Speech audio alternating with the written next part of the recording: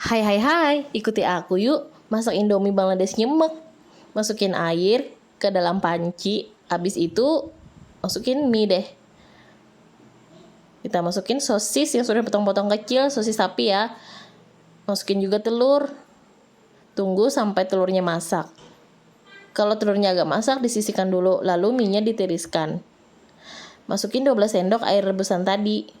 Lalu masukin semua bumbu, aduk-aduk rata, tambahkan deh telur yang tadi disisihkan. Udah jadi Indomie nyemek Bangladesh. Selamat mencoba. Bismillahirrahmanirrahim.